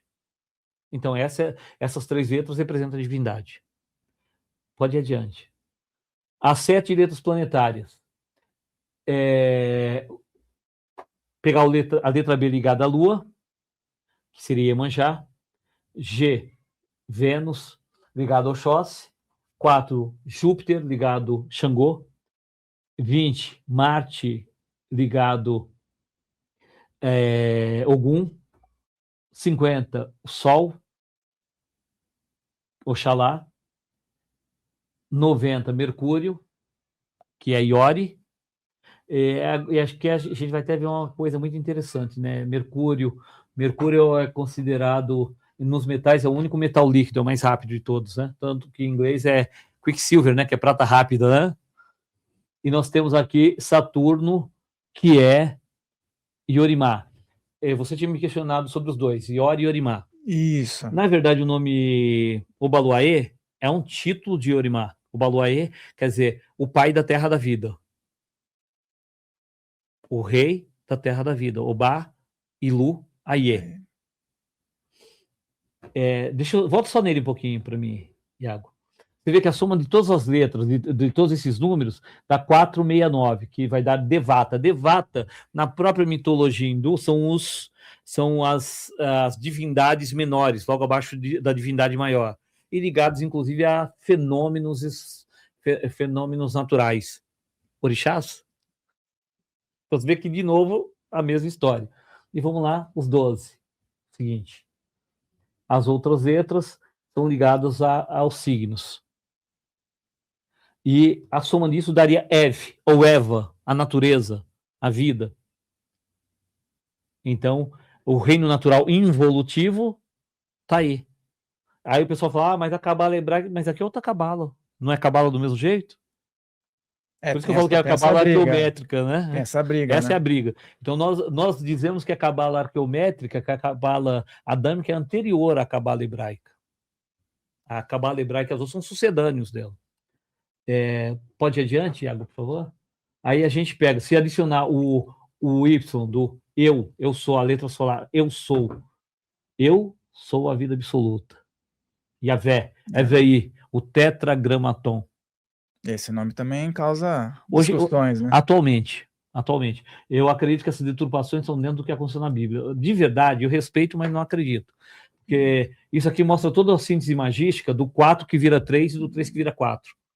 O ternário no quaternário, e o resto. Se você pegar magisticamente os elementos, você vai ver que os símbolos referentes a 2 deles são iguais, ou seja, o quaternário volta para o ternário, novamente. Então, que é exatamente o que mostra aqui no EVI, ou IEV. Uhum. O 4 vira 3, porque você tem só 3 letras em 4. O mesmo processo. Tudo é matemática, né? Isso. O segredo do universo está nos números. Isso era dito. E o próprio João Evangelista fala isso no Apocalipse, né? Que aquele que tiver inteligência que calcule o número da besta, que é 666. Que é quanto? 18. 18, o arcano 18 do tarô, a lua, o inconsciente. O segredo está no nosso inconsciente. O risco está tudo aqui. Então, é a gente que escolhe, né? Bora adiante. De novo, mostrando aqui as correlações, aqui eu mostro os elementos, tá? As datas, mas vai mais uma adiante para ver se vai chegar. A mitologia. Os Yorubás falam de 400 orixás Funfun, ou da brancura, à direita, e 200 orixás Dudu, ou seja, negros à esquerda. 400 mais 600. Vai lá no alfabeto que a gente colocou, 400 é o TH, 200, 400 é o TH e 200 é o R. Por aglutinação, tarô ou Torá. Torá. Que é o que todos falam. A lei. O pessoal não fala que o tarô é o código da vida inteiro, tá ali? Verdade. Só que isso também já estava lá entre os Yorubás, já estava lá no alfabeto adâmico. Pode ir adiante. De novo. Isso é de propósito, tá? Que eu mostrar o Ganesha, pode ir mais uma vez. Ganesha, né? Já passamos, já falamos dele, pode ir adiante. Xangô. Agora, vamos lá. Ogum. Vem de Agnya 1. H1. O fogo divino. O fogo da salvação. Pode passar um slide. As figuras arquetípicas de Ogum. Isso já vai para o sincretismo. Que para nós aqui, em terras brasílias, né? Quando vem essa ideia do Yorubá, da diáspora, de qual é o santo que faz tal coisa, porque eles tinham que colocar isso na ideia do santo, que para eles não existia. Como não existia, você falou de demônio aquela hora para mim, a palavra demônio, no original, vem do grego, que daimon só é espírito. Não diz nem que é bom, nem que é ruim. Quando você pega lá na Bíblia falando Jesus expulsou o demônio, ele fez uma desobsessão. Só isso. Só uma desobsessão. E o obsessor nem sempre ele é ruim. Às vezes é um parente que morreu, o parente morre com câncer, a filha fica chamando, o pai morre com câncer, a filha fica chamando ele o tempo todo, ele gruda na filha, a filha começa a ter as mesmas dores que ele tinha. Aí quando você faz a desobsessão, vai dizer que ele é um espírito mal? Não, ele estava sendo atraído pelo clamor da filha só. Sintonia, né? E ele ia ser tratado. Mesmo assim, ele era um demônio, um daimon. Sócrates falava que tinha o seu demônio pessoal, né? Pode ir adiante. E Ogum aí que você colocou aí, São Jorge, o que eu enxergo é que essa força, essa Sim. sintonia do ser que encarnou como Jorge, ele podia ser, como é que chama? Estar na influência de algum. Ele podia entrar nessa egrégora, nessa faixa vibratória. É que é o caso das egrégoras. Se você pensar, eu falo, pessoal, você pega... Nossa Senhora não é uma só? Por que você tem Nossa Senhora do Rosário, de Fátima, da Penha, da Luz, das Dores, do Socorro, do Perpétuo Socorro? Fala do Perpétuo Socorro, então ajuda mais do que a do Socorro, né? Mas veja, vamos respeitar as egrégoras. Eu gosto da palavra do Preto Velho, que ele fala assim, respeito a todas as egrégoras, a todas as forças. Então, veja, no momento que se cria uma egrégora, que se cria uma força, alguns espíritos, por afinidade, se juntam ali e começam a desempenhar essa força. Então, mesmo que exista a corrente aqui, Nossa Senhora do Parto, aqui vai ter Nossa Senhora do Rosário, mesmo sendo tudo Nossa Senhora, são vários departamentos daquele mesmo conglomerado daquela SA, chamado Nossa Senhora. Entendeu? E cada uma vai responder a um tipo de apelo. É a especialidade daqueles espíritos. É mais ou menos o que acontece com Umbanda também. E isso não desmerece ninguém. Mas e se essa Nossa Senhora não existiu? É o caso de Ogum, de São Jorge. Na década de 1980, descanonizaram São Jorge. Houve um processo de descanonização. Eu tirava sarro e falava que a Umbanda era tão boa que São Jorge tinha resolvido ser só umbandista. Que tinha deixado de ser. Mas veja, o que eles alegavam? Que a falta de provas cabais da existência do soldado George da Capadócia. E agora, como é que você faz? Você desconstrói tudo? Tudo que o povo construiu, energeticamente, que é a egrégora, não dá para desconstruir mais. Ela já existe. Ela vai continuar ali. Esse cara tendo existido ou não fisicamente. Canonizaram de novo depois? Eu nunca mais nem acompanhei. Já era época que eu já estava abrindo mão do catolicismo dessa parte. Não, porque se for para descanonizar, tem que descanonizar São Sebastião, tudo, né? Então tem que descanonizar um monte. Mas a gente tem processos que vai ter Umbanda, Jurema e outros. Pega Joana d'Arc. Quem queimou Joana d'Arc? Então. A igreja. Por quê? Porque ouvia o Miguel Arcanjo e Jesus. Ou seja, clarividência, clareaudiência. Ela foi queimada como bruxa. Mas quem canonizou a Joana d'Arc? A igreja. Mesma. Mas por que ela canonizou? Porque o povo não obedecia, o povo continuava fazendo romaria, se manifestando em favor, rezando para Joana d'Arc, e já que eles não conseguiram conter o povo, é mais fácil a gente autorizar, né? Não vai parecer que que eles estão desobedecendo a gente. Agora eles estão obedecendo. Agora a gente reconhece ela como santa. No processo da Inquisição dos cátaros e outros é tudo muito semelhante. O processo é sempre o mesmo, é um processo político, na verdade. Pode ir adiante, Iago, por favor. Quer ver? Ogum em nosso lar. Sabia que Ogum teve em nosso lar? Teve, mas... Olha lá, esse é um trecho de Nosso Lar.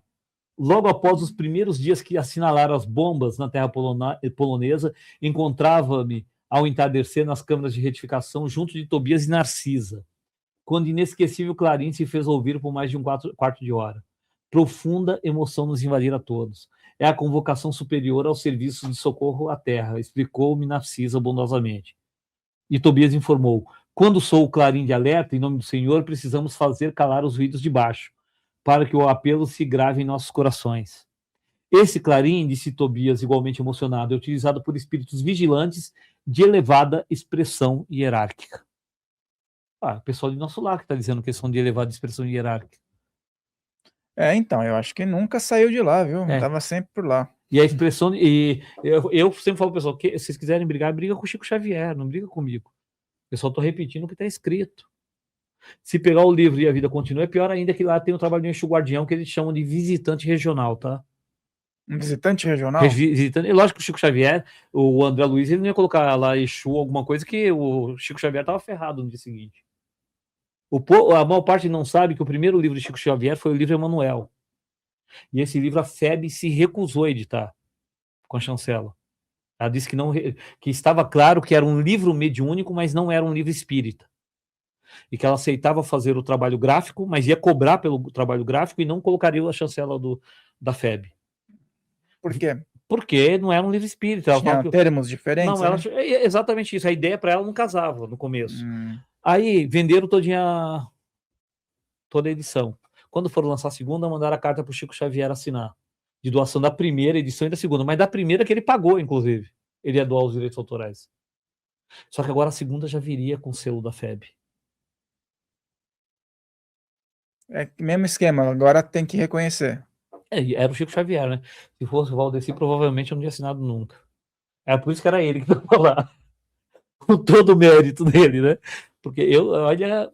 Mas recentemente aconteceu, um pouco antes do desencarne dele, de que o pessoal de Hollywood veio para o Brasil e queria gravar as obras de Emanuel, transformar em filme. Mesmo Emanuel falando para o Chico que queria que fizesse, o pessoal da FEB falou que não. Tem muitas. E eles eram detentores do direito autoral, e eles falaram que não. Dá para fazer muitos. Sim, e se a intenção era divulgar o conhecimento espiritual, por que não foi feito? Eu acho que seria uma coisa muito boa. Mas e se o autor está dizendo que autoriza, por que não faz? A obra de quem era? Não era o do Emanuel? Porque daí aí iria espalhar pelo mundo todo, se fosse distribuição cinematográfica. Tem os livros do Van Prague, tem os filmes, que, se não me engano, o Sexto Sentido e um outro lá, acho que os outros, é feito baseado, se não me engano, nas obras do Van Prague, né? James Van Prague. E isso alcançou o mundo inteiro. E olha que o Sexto Sentido, ele vai só numa camadinha, né? Sim. E já foi um negócio que, vamos dizer assim, ajudou algumas pessoas a compreenderem coisas que aconteciam e eram inexplicáveis muitas vezes com o parente ali. Às vezes é você que tá morto e pensa que é o outro que tá morto. Né? Exatamente. Os outros, né? Esses dois filmes eu só assisti trechos, que era quando eu trabalhava no metrô, chegava, às vezes o pessoal tava assistindo em casa. E eu ria demais com esses filmes. E eu falei, é mais ou menos assim, tá? Toma cuidado. Um dia num ritual de ayahuasca, eu falei para um colega, né? A gente tava na parte de alimentação, e não sei do que ele começou a falar muito de vida após a morte. Eu falei, escuta, como é que você sabe que você está vivo agora? Você está encarnado? Ele ficou pensando, eu falei, não diz que é porque você está falando comigo que eu posso estar morto também. Então a gente está correspondência vibratória. Se eu estou morto, você está morto, a gente vai continuar conversando e ninguém daqui vai saber que está morto, né? Eu falei, pois é isso. A gente pode ficar aqui sentado a vida inteira, ou a morte inteira conversando, né? Então qual é o parâmetro que você chegou tem? O boleto e eu paguei. Será que não estão fazendo do lado de lá também, né? Só faltava essa, hein? Aí você vai falar, eu estava querendo fugir do boleto e não consegui. Manda o outro, por favor. Aí veja os pontos de Ogum. Ouvi um toque no clarão da lua, mas era o toque do maior do dia. Todos eles, uma boa parte deles falam de toques, clarins, entendeu? De estar de guarda. Mas o que o pessoal não... A gente sempre fala aqui de Ogum, o que quer dizer? O filho de Ogum, ele é muito guerreiro, aquela história. Na verdade, o Ogum é vencedor de demandas. O que é o vencedor de demandas? Aquele que vence a demanda interna. É vencer os dragões internos, né? Vencer as demandas que eu carrego comigo mesmo. Não é de fora. Só tenho de fora porque eu crio ressonância aqui dentro. No dia que eu aprender a trabalhar isso, você acessa, né? Vai ser muito mais fácil, mais suave. Pode ir. Esse é um ponto que eu gosto é muito cantado na Umbanda Esotérica, que ele é assim: clareia, clareia minha mata, clareou, eu é Ogum Matinata, canta minha andorinha, canta minha sabiá, canta minha Irapuru, canta minha boitatá, Ogum Iê, Ogum Beitá, eu é Ogum ao raiar do dia, eu é Ogum, Oxalá. Mas veja, o Ogum Matinata, segundo a Umbanda Esotérica, é o Ogum que cruza para a linha de Oxalá. Que é justamente o que ele fala. Eu é Ogum, Oxalá. É um intermediário. Mas tudo que se fala aqui, nós estamos falando de uma figura arquetípica, muito usada no hinduísmo, que é o pássaro e a cobra. Que é a questão do Ida, Pingalá, que vão por Sushma até atingir o Brahmarandra. Entendeu? Então você veja que muitos pontos de Umbanda falam do pássaro e da cobra. Clareia minha mata, canta minha andorinha, canta minha sabiá, canta minha Irapuru, que é o pássaro místico também, e canta minha boitatá. Só que a boitatá é uma cobra, né? É a cobra de fogo. Cobra canta. Então, Ogum Iê, quer dizer, Ogum vive, Ogum Beitá, Beitá é um dos símbolos místicos da escrita pré-cabralina, né? Então, a gente está falando de um processo de despertar. E aqui ele já começa com isso. Clareia a minha mata. Abre o meu entendimento. Isso é o que eu chamo de hermenêutica de Umbanda, né? Porque, na verdade, as entidades cantam pontos que estão despertando coisas internas, que num grau mais profundo você está entendendo, ou você está sentindo, melhor do que entendendo, né? Bora lá? De novo, na sua mata, onde canta o sabiá e pia a cobra coral. Ó, o sabiá e a cobra, o pássaro e a cobra. Ele é caboclo mata virgem, é mano de Jurema. Ó, não me corte a raiz, ó, não me mate a coral. Ou seja, não cortar a raiz, ou seja, não me desliga da minha essência, da minha base, das minhas raízes, né? E não me mate a coral. A coral, eu falo adiante da coral. A coral é o símbolo dos três axés, o branco, o preto e o vermelho. A manipulação magistral das três forças, das três energias da vida. A gematria, ou gematria é o processo hermenêutico, né? Ou seja, de interpretação, de abertura, que atribui um valor numérico a cada letra do alfabeto hebraico. Isso em qualquer alfabeto. Eu peguei do hebraico porque essa foi uma definição que eu peguei para colocar como estava escrito, tá? Utilizando para encontrar relações numéricas entre palavras e frases. Vamos ver a próxima frase. Quem é esse cara aqui? É o deus Atlas. Atlas, Então, mas Atlas carrega o mundo nas costas. Tá escrito ali. O ATL. Mas veja, a letra M no alfabeto adâmico tem um valor de 40 e representa a água. O T e o L, somados, dão 40. Ou seja, você permuta um pelo outro, esse é o processo de gematria. Então, ATL corresponde à água. Atlante, Quetzalcoatl, todos eles são colocados com esse prefixo. Então, será que o Atlas não está falando do planeta água, que veio do planeta Terra? Nós não somos 75% de água na superfície? Entendeu? Então, você vê que tudo isso já estava ali. Então, o que eu acredito de fato, Rafael, é que a mitologia não aquela que já foi deturpada, corrompida. A mitologia, o mito, ele vem velando um símbolo profundo. É um processo mnemônico. Porque ninguém lembra de nada ipsis literis feito assim linearmente, escrito. Em verso e prosa, sim. Eu tinha um primo, acho que ele não sei nem se ele está encarnado ainda, que ele chegava na minha casa, quando às vezes vinha de Minas, ele ficava recitando de cabeça para o meu pai livros e livros de literatura de cordel. Que são poemas. Se for só na escrita comum, você não consegue. Então, o mito é a mesma coisa. Você cria de uma maneira que você possa lembrar, entendeu? Então, toda a mitologia é feita assim. Só que o pessoal, às vezes, fica contando histórias como se a mitologia tivesse acontecido. Eu discordo. Tem algo que tá ali numa função arquetípica, né? Sim, que é para você poder lembrar. Lembra que nessa época a cultura, e o pessoal privilegia tanto a escrita, a ideia da transmissão oral, é porque não tinha transmissão escrita, inclusive. Por isso, tanto esoterismo. Hoje, o que continua sendo esotérico com tanta coisa escrita? Se você conseguir ler direitinho o que o cara escreveu, entrar no pensamento do autor, já deixou de ser esotérico para ser exotérico. Só o fato da gente estar falando disso e mostrando, né? E sem ir para fogueira, inclusive.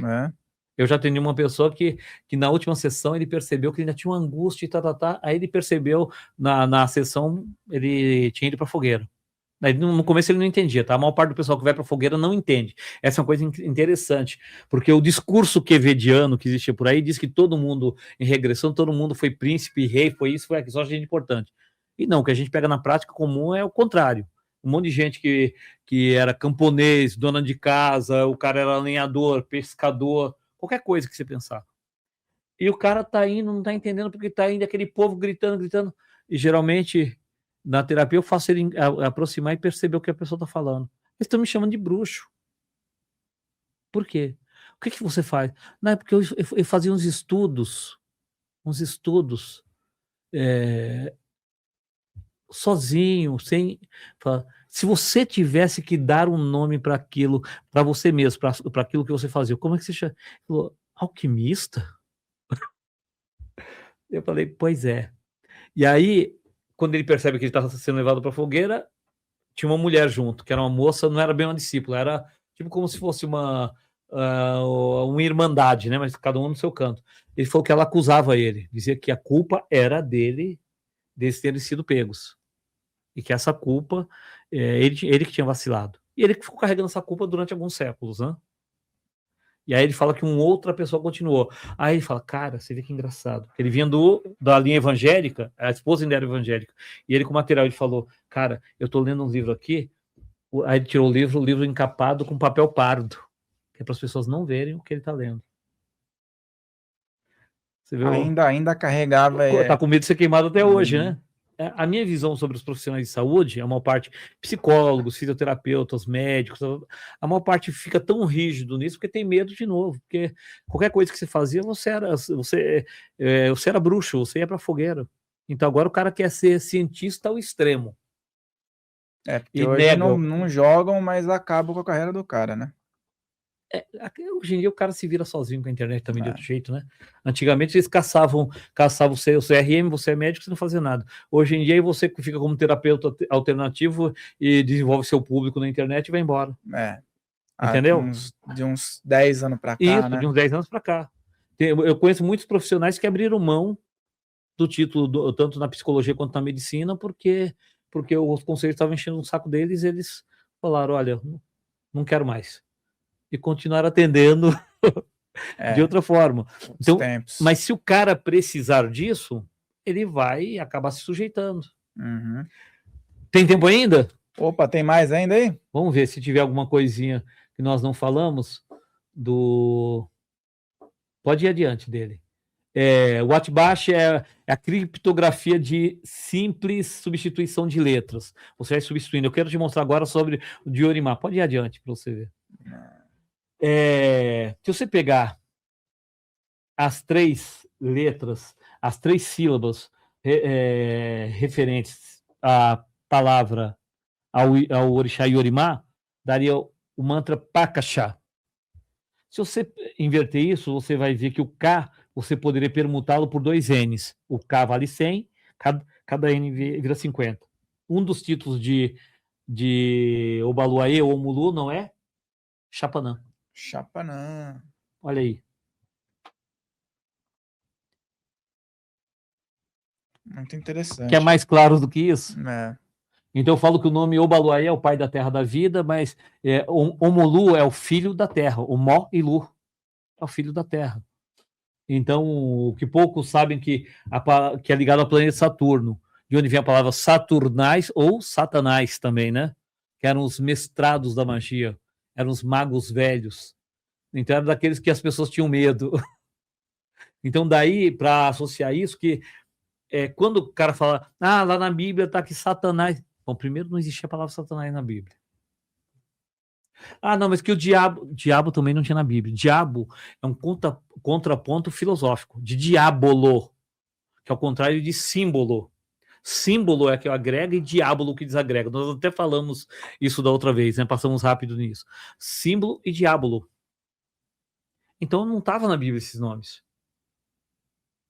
São construtos teóricos a posteriori. Então, se o cara está dizendo que está na Bíblia, ele está mentindo. E se o diabo era o pai da mentira, então acho que está com você agora. Na verdade, nos cultos afros, nos cultos nativos, não existia essas figuras, o diabo ou alguém que é destinado a Deus. Isso, não existe força de oposição. Eles criam para isso, né? Bora lá? Acho que já. Tem mais uma aí. Esse era o contraponto de pirâmide, né? Mostrando como que é os 4 pontos cardeais, como eram as pirâmides, cada ponto cardeal, cada face virado um ponto cardeal. E lembrando que as arestas vão jogar no centro, que é o 5º elemento, o éter. O próprio nome pirâmide está no próximo slide, vem de pira, que é fogo, e mid, que é meio. É só você olhar que até no inglês, mid é meio. É o fogo central, é o 5º elemento, é o éter. É o fogo do centro. Então, os nomes nunca vieram de graça, mas é porque eles representavam realmente uma ideia, né? Tudo tem um significado simbológico, e aí o esotérico agora passa a ser exotérico. Exotérico, Então, Só para mostrar, para a gente finalizar, Aí os pontos riscados, né? Segundo, esotericamente, nós falamos que o que identifica uma entidade, um caboclo, é a flecha curva, o pai velho a flecha reta e a criança sinuosa. Esse é da Umbanda de todos nós. Da Umbanda esotérica em geral, mostrando, mas tem base arqueométrica, mostrando por que é assim, o tipo de reflexão. Esse papiro. É aquele papiro lá do teste de carbono 14, 24/10/90, se não me engano, que é essa psicografia. Uma parte era feita a psicografia. Depois, engraçado, anos adiante, quando eu fui ver um trabalho do Hercílio Mais, ele falava que o que ele fazia era psicodatilografia também. Não sei se você já viu isso. Não. Que ele não psicografava com caneta, era na máquina direta. Então, mas o negócio era muito louco, porque o pensamento passa muito rápido. Tem sentido. E Ramatiz, ele tem uma metáfora que ele fala o seguinte, que o médium é como se o espírito comunicante despejasse uma caixa d'água e você apanhasse um copo. Na verdade, toda vez que você está fazendo o processo, você se sente frustrado, porque dá aquele vazio, como se eu não conseguia, não fiz, né? Eu tenho uma do Ramatiz falando sobre velas, que ele fala sobre as velas, o uso das velas na magia. E quando ele acaba, ele vai me... E muitas das coisas que o pessoal não sabe que Ramatiz, muitas das perguntas não é do médium, é do próprio Ramatiz através do médium, tá? Ele intui a pergunta para o médium. Para dar a resposta. Para desenvolver o assunto. Porque, vamos supor, você não me perguntou nada para expandir, vai ficar cansativo, deixa... E aí era assim que funcionava. Na hora que ele passa, ele fala que... Aí a pergunta feita é sobre a impressão dos pensamentos no éter, porque ele afirma isso no trecho, que a vela ajudava a imprimir os pensamentos no éter. Aí a pergunta é, mas os pensamentos já não se imprimem no éter naturalmente? Ele fala, sim, mas uma vela, durante na sua composição, independente do que ela foi feita, se foi feita de plantas, a planta absorveu energias etéreas, aquosas, ígneas, etc. E tudo isso vai ser utilizado no momento que essa vela é acesa. Mas como ela tem a queima incompleta, sobra um resíduo que a gente pode chamar de etéreo físico, e os pensamentos se gravam ali e ficam reverberando por mais tempo. E aí ele dá a analogia, ele fala que isso se assemelha ao processo utilizado nas indústrias fonográficas da Terra, onde se pega a substância virgem e imprimia os sons. Aí, que eram os bolachões de vinil, né? Lembra que era 90, tá?